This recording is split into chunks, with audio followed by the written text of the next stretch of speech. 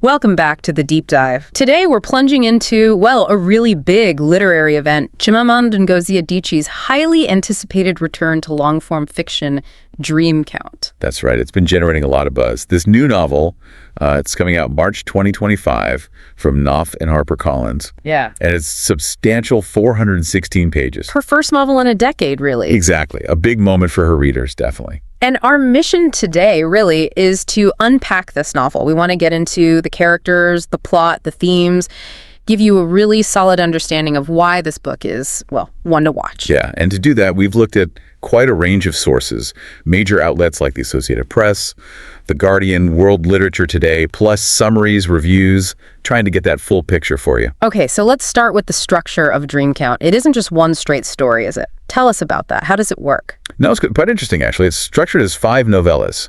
So you get these 4 deep dives into individual women's lives, almost like mini books within the book. Okay, 4 distinct stories. Right. And then the 5th section, it loops back to this central character, Chiamaka, and sort of ties everything together. It's a clever way to handle multiple perspectives, I think. It sounds like it allows for real depth for each woman, but still keeps things connected. So, Chiamaka, Chia, she's the connecting thread. Who is she? So Chia is a Nigerian travel writer. She's based in the U.S., but she gets trapped there during the COVID lockdowns. That's the setup. Right, the pandemic setting. Exactly. And her central thing, it's quite evocative. She keeps this dream count of her past lovers. She's searching, really, for a love that, truly knows her. A dream count? That's quite a phrase. It is. And Adichie uses it to explore this deep human need, not just romantic, but a fundamental desire to be seen, to be understood against, well, everything. Societal pressures, betrayals, even the isolation we feel sometimes. And Chia uses her own reflections to connect us to the other women. Yeah, precisely. Her story acts like a lens. Through her, we meet the others, like Zecora. Okay, Zecora. Who is she? Zecora is Chia's best friend. Very successful lawyer.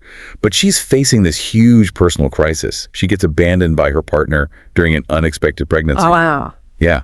So the novella really explores her wrestling with that heartbreak, but also her desire for motherhood, despite, the really difficult circumstances. That sounds incredibly intense. And then there's Amalagor. Amalagor, Chia's cousin.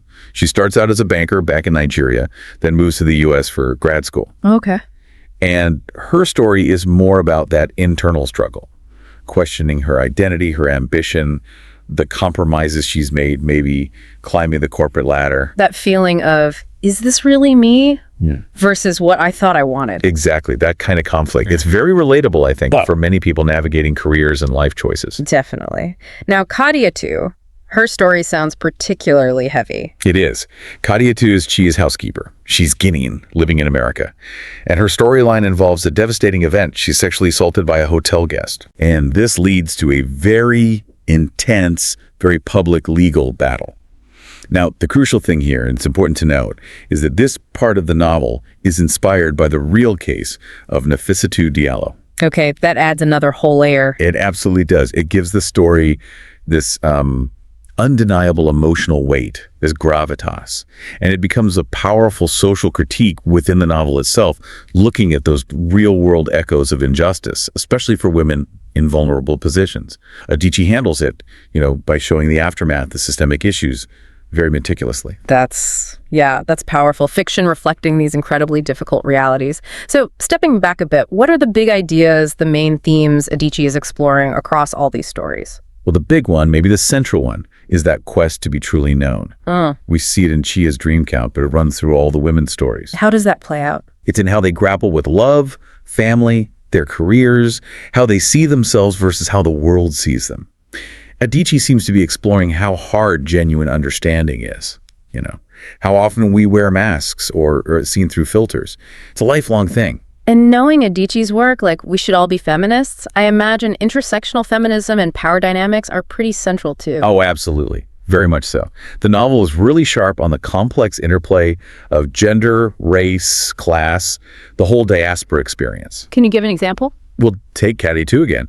Her vulnerability isn't just because she's a woman or an immigrant or working class. It's how those identities intersect. They compound each other. Adichie doesn't just label these things. She shows you very carefully how these power dynamics work in their everyday lives, revealing both the fragility and the resilience. That makes sense. And with characters moving between Nigeria and the U.S., that diaspora experience must be a key focus. Definitely. Life lived between two cultures. Adichie explores everything from like the specific isolation of the pandemic lockdowns for immigrants to that broader feeling of cultural dislocation. Being caught between worlds. Yeah, exactly. Navigating different norms, different expectations, and sometimes, unfortunately, facing systemic exploitation too. It's all woven in there. And bringing it back to Kadia too, it sounds like social trauma and justice or injustice is another major theme. Yes, her story really becomes a vehicle for that.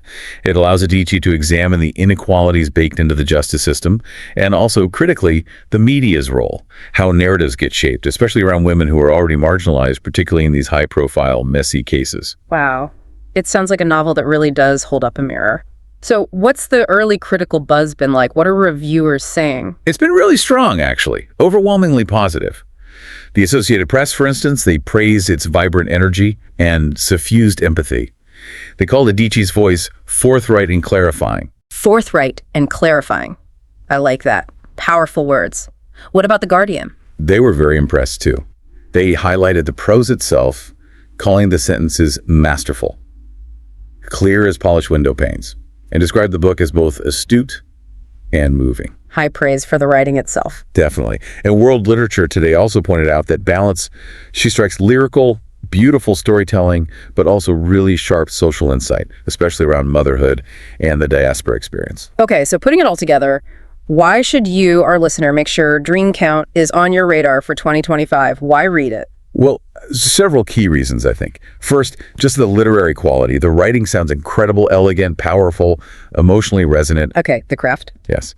Second, the feminist insight. These are rich, complex, thoughtful portrayals of modern African women dealing with all sorts of cultural and class divides. It's nuanced. And the timing feels relevant, too, with the pandemic setting. Exactly. That topical resonance is huge. It captures a very specific, recent moment of global upheaval, which makes it feel incredibly immediate. Yeah. And finally, just the power of the intersectional storytelling. These interconnected lives. Yeah.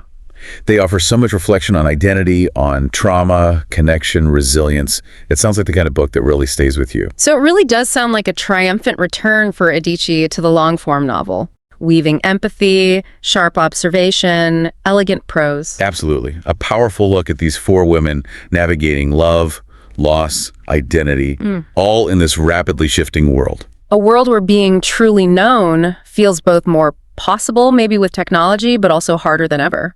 Which leads to a final thought for you to consider.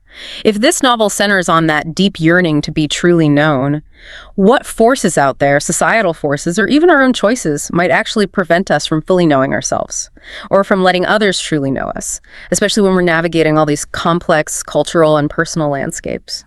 That's a good question to sit with. Something to think about. We'll leave it there for this deep dive.